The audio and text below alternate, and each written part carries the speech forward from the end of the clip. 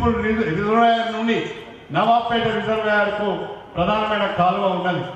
ఆ కాలువలో పూర్తిగా పూడుకపోయి లైనింగ్ లేకపోవడం వల్ల నవాబ్పేట చెరువుకు నీళ్లు పోతలేవు. నవాబ్పేట చెరువును వాస్తవంగా గన్పూర్ చెరువు నుంచి నింపాలి. మనం ఏం చేస్తున్నాం, అశ్రవపల్లి రిజర్వాయర్ నుంచి కాలువను తీసుకువచ్చి ఆ దర్గాం పట్టణంలో ఉన్న నెల్లుట్ల చెరువులో పోసి ఆ నెల్లుట్ల చెరువు మత్తడి ద్వారా తీసుకుపోయి నవాబ్పేట చెరువు నింపుతున్నాం. ఇది సరి అయింది కాదు అని చెప్పి ఈ కెనాల్ లైనింగ్ చేయాలి.